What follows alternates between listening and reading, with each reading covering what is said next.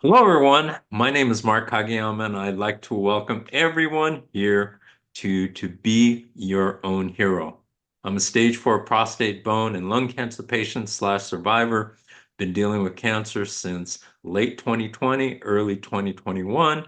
Uh, I'm feeling absolutely fantastic. Today, we just had another session of our Cancer Conquering community, hearing all these incredible stories of absolutely wonderful cancer warriors. So if you have not seen it, if you are interested, please direct message me on LinkedIn, or if you email me, I'll be happy to get you involved with the group. Uh, the weather started changing here in Texas, and it started raining today. We got a little bit of rain, but it's really good. We had the opportunity to celebrate my granddaughter's first birthday, which is awesome. I had about 6 people come in from flying from California, and it went well. So yeah, everything is going very well. Very happy here. And I am very happy to have an incredible guest today. And her name is Diana Ash, and she's from Ottawa, Canada. And so I'd like to bring her on because we are going to have a great conversation. Diana, please introduce yourself. Tell us a little bit about who you are, and let's get this thing going. Sounds good. First of all, thank you so much, Mark, for having me on here. It's an absolute honor. Hello, everybody who's watching. I feel very blessed to be able to be here today to speak to this community, to share a little bit about myself and my story. So as Mark mentioned, my name's Diana Ash. I am Canadian. I was born and raised in Canada. Lived here pretty much my whole life. A huge travel lover, so I do travel the globe as much as I can. And I'm also a two-time ovarian cancer survivor. So I was diagnosed back in 2019 at the age of 33 with ovarian cancer, and yeah, that's sort of how Mark and I got in touch recently. Yes, through our mutual friend, Mr. Tim Sohn. Yes. And Tim runs a great LinkedIn Live program called Showing Up: Perspectives on Cancer, and he interviewed Diana.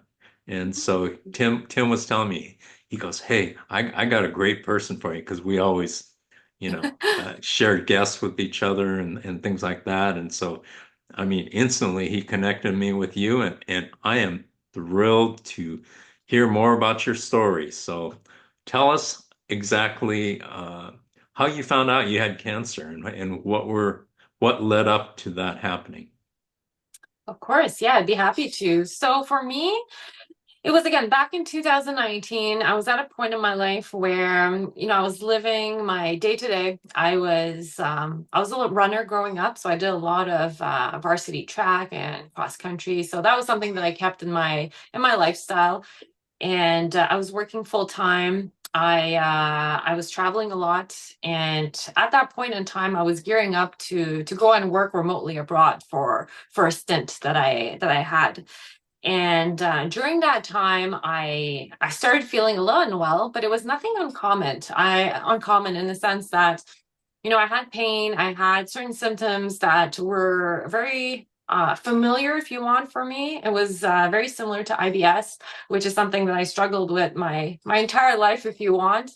And IBS, irritable bowel syndrome, is very much like, you have digestive issues, but you don't really know the cause of it. So within a few days, usually, the symptoms manage themselves and they go away. So I was experiencing a lot of that just more frequently. And I started noticing that, my tricks that would normally help me, get on the other side of the pain and the struggle of that wasn't really working. So I was constantly in this mode of just like not feeling well, tired, digestive issues, not being able to eat, not really having an appetite. And in the back of my mind, I knew that I was leaving soon. So it was really important for me to like just, cross all my T's and know what's going on. And I really pushed to try to get some answers because the last thing I wanted was to go abroad, to go to a different country, and then suddenly it's, I'm not well. I've already been sick in a different country, and I've already been hospitalized in a different country when I was traveling. And that was an experience that I just did not want to relive. So I started pushing for answers, and I didn't really know what the issue was, but I knew something was wrong. And I kept going to the doctors, and they kept saying, it's just a bit of gas. You'll be fine in a few days. Go back home. So I would do that, and then go back and then do a bit of blood work, do stool samples. Nothing was working. It was always like everything's fine. And because I was still running, I was still active, I was still going to work. It didn't raise a flag to be like, okay, something's seriously wrong. I just intuitively felt like this is different than what I'm used to. There's something more, and I just don't know what it is. I need an answer to that. And that's where I was getting really frustrated with that search, where I just wanted to know, okay, well, what is it? Because it got to a point where I wasn't eating, but I was so bloated that I couldn't even tie my jeans anymore. And I've been the type of person that's, had a very stable weight most of my adult life, if you want. My size in clothing has never really shifted. And I was like, why can I not tie my pants? So then I really started pushing, and I demanded to have an ultrasound done at that point. I was like, let's just go see. Let's go see if there's something in there. And it was through the ultrasound that the technician, actually, she mentioned, she said, is your doctor aware that there's a lump here? And I knew at that moment that I wasn't crazy. I was like, she saw something. So there's definitely something there. I just don't know what it is at that point. But I was like, now it's real. Now I know that it's not just in my head, that I'm not just, making this up, that it's not just the anxiety, that there's actually something there that's causing all the issues that I've been having. Bring up a great point, and it's a Mhm. point that, we bring up a lot here on this channel. You know your body better than anyone Yes, I does. believe that. And if something is wrong, keep searching, and don't take the first doctor's word for something. Yeah, So many doctors, for whatever reason, they don't want to take the time to find out exactly why someone is not feeling well. But if you yourself feel that yeah, something is wrong, keep searching until you get an answer that sounds reasonable. yeah. Do you agree with that? 100%. 100%. Because you're the one, your body, I believe that our bodies are constantly speaking to us, and we've gone very good at canceling out the noise to just be like, you know what, if I'm tired all the time, it's normal. Or, if I have back pain all the time, it's normal. It's just age. Like we've sort of accepted certain things for what they are without necessarily really recognizing the signs for what they are. So I really believe that what you're saying, Mark, is absolutely true, is that your body is constantly sending you these signals. It's giving you these signs. It's trying to alarm you, to be like, something's up. Um, and I love what you said about, seeking potentially a second opinion. I think that's so important too. We feel so how can I say this? Like, committed to that first response that we get. And it's like, if you're not satisfied with that, I wasn't satisfied with going back home and being told everything was fine, because I wasn't fine. And I was like, I'm tired of feeling in pain. I don't want to go home every night to bed and, not be comfortable. And then my sleep is affected, and then not know what's wrong with me. I wanted more. So, sometimes you do have to push. You have to, go get a second opinion, go see another specialist, ask for another test. I think it's so important for you to be the driver in that seat, to just not take it as passively, knowing that, okay, well, if the doctor says this, then it must be this. I think you're allowed to question some of the answers that you do get, especially when it comes to your health. No one's going to advocate for you as hard as you're going to advocate for you. So, I do want to highlight that.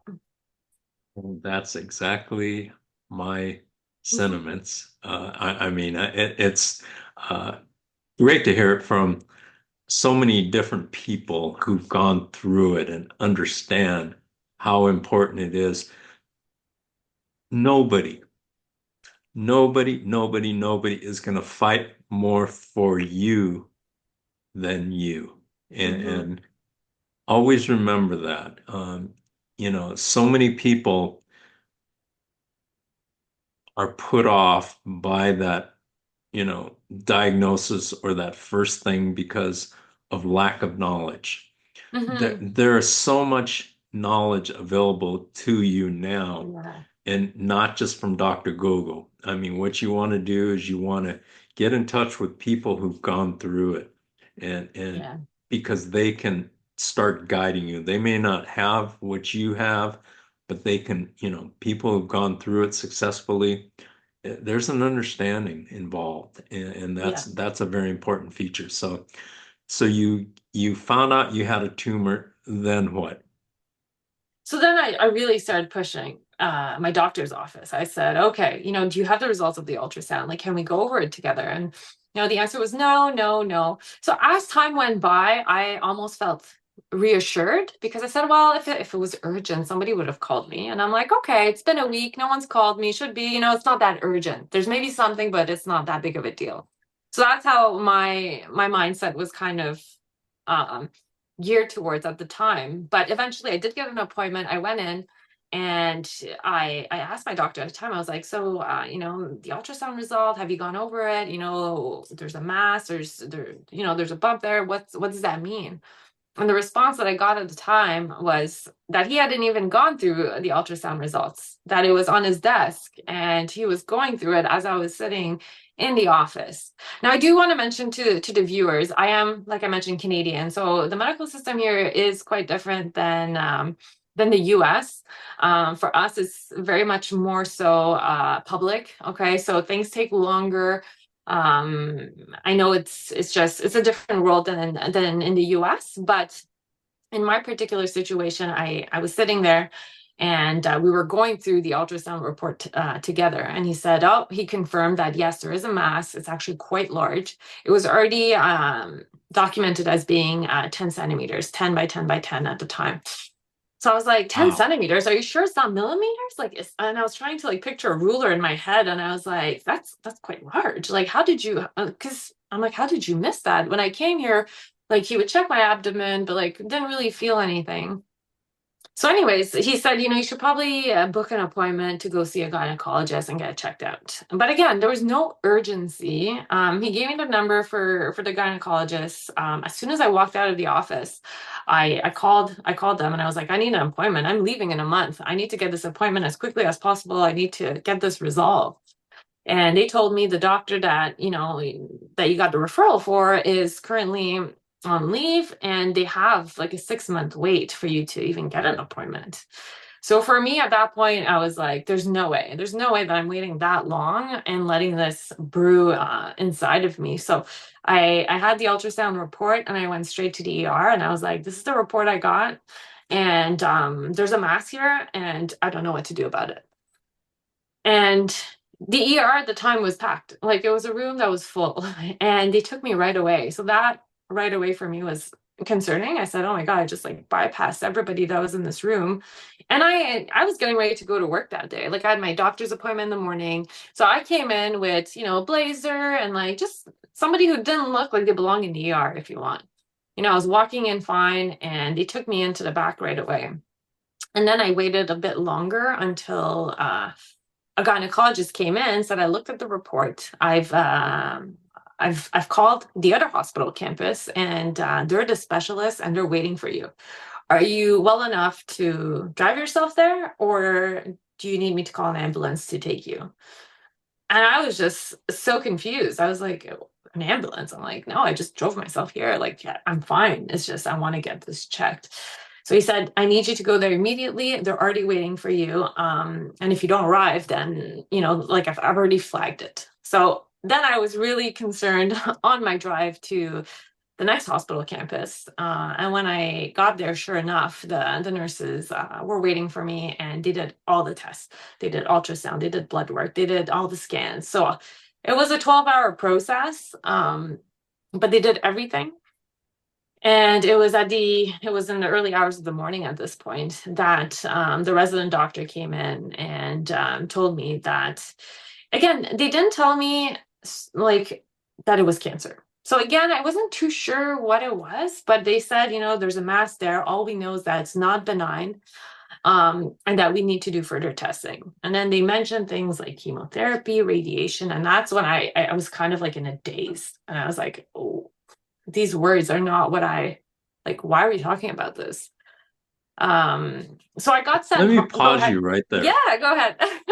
You, I'm you ready. said you said something that is so important, and it was a little while back that you took your ultrasound to the ER.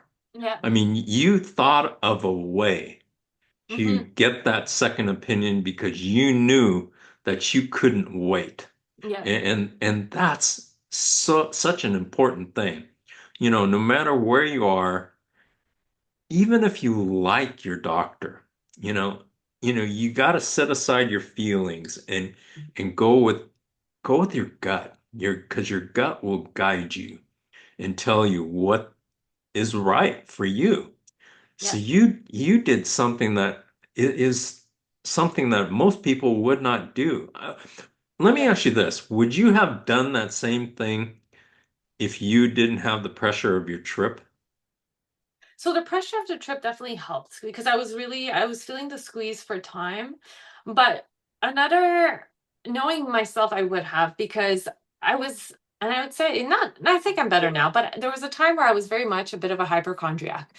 Everything, like it was almost like I was no longer in tune with my body, that every little trigger was like a flag. I was like, oh no, what could this be? Like, why am I feeling this way again? I don't want to feel pain.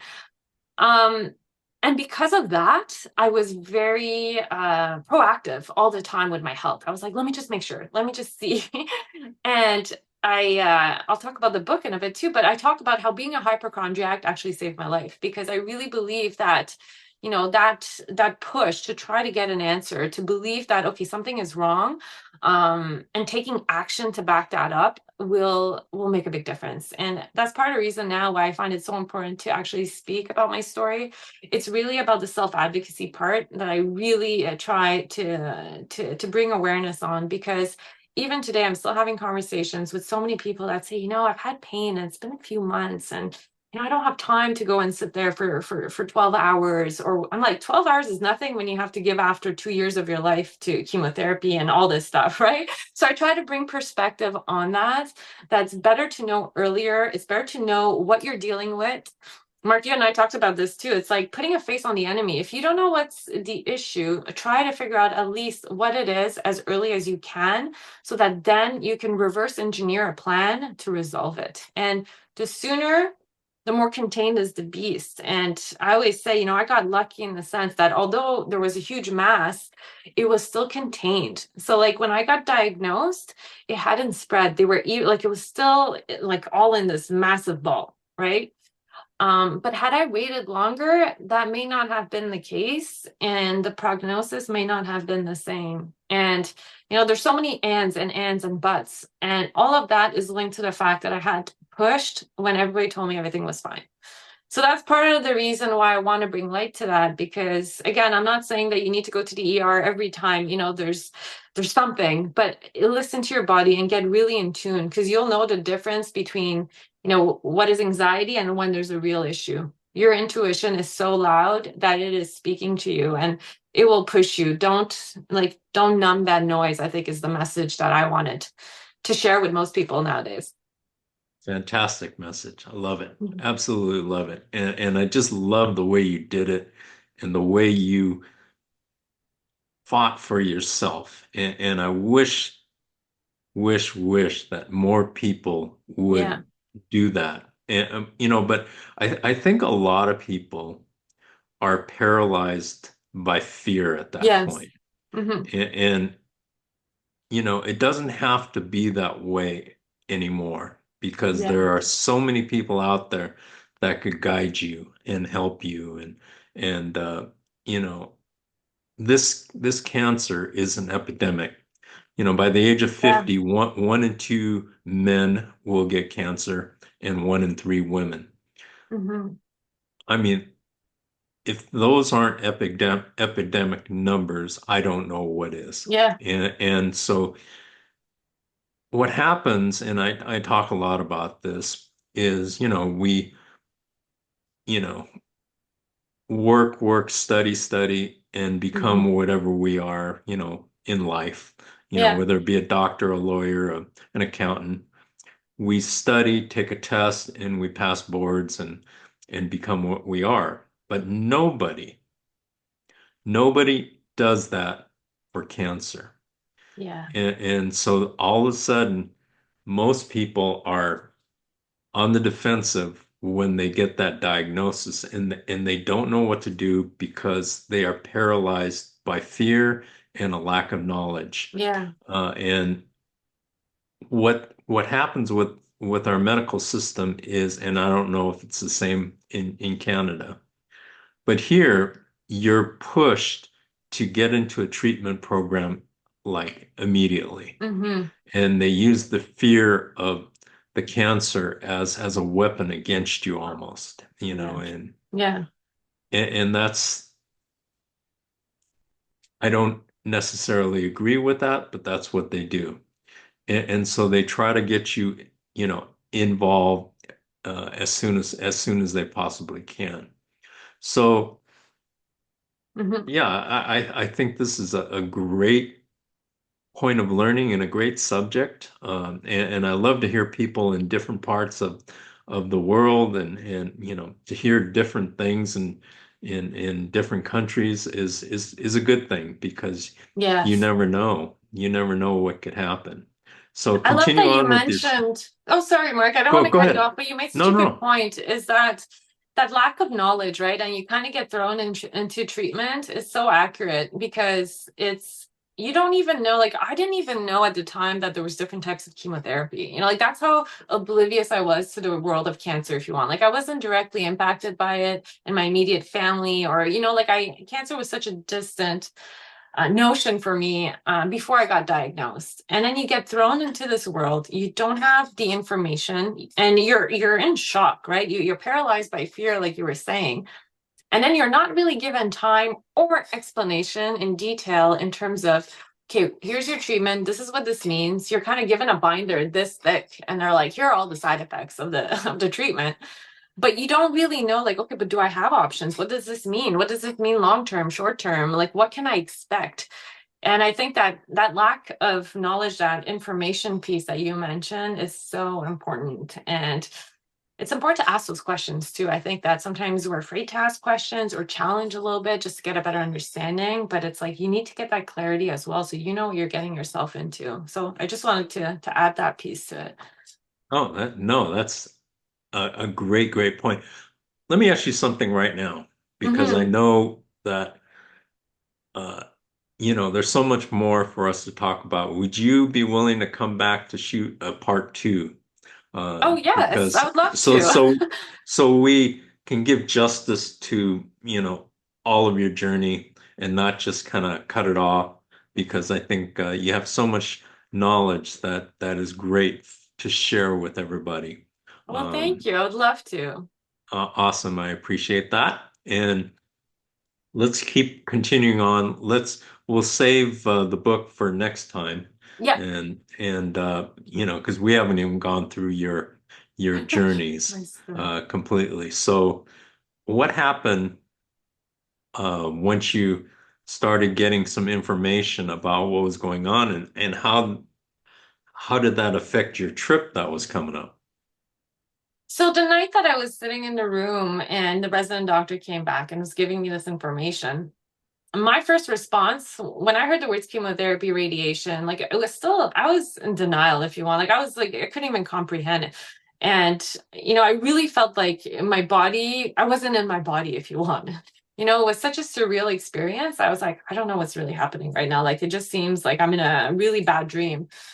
And my first response to her was, I don't think you understand. Like, I have a trip that's coming up in a month and I need to be there. So you have to do whatever you need to do, but I'm not going to miss that plane. Like that was my response to her because I was just so adamant that like whatever's gonna happen, just fix it. I need to leave. And it just kind of shows how disconnected you are when you actually receive that kind of information, right? It's like when you're not prepared, like your body also tries to protect you.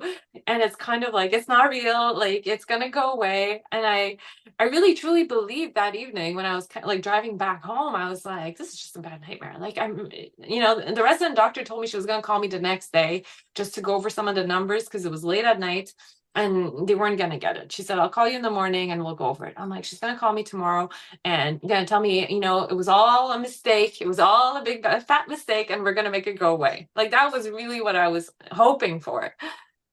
So the next day came and again, I woke up. I actually managed to get a bit of sleep, but I woke up and I ended up going to my friend's house. We're having coffee and I was trying to explain to them what was going on. And I was like, it just feels so surreal. And as I was leaving, I got the call. I got the call and I waited, and it was actually worse than what I expected. She told me that the tumor markers were so elevated that they were concerned at that point that it had spread throughout my body.